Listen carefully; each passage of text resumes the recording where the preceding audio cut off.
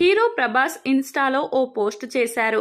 అందులో అర్థం మాత్రం వెరీ డిఫరెంట్ గా ఉంది. సినిమాల గురించి అయితే పర్సనల్ టచ్ ఉండదు కదా అంటున్నారు ఫ్యాన్స్. ఇంతకీ ప్రభాస్ పోస్ట్ సారాంశం ఏంటో తెలుసా?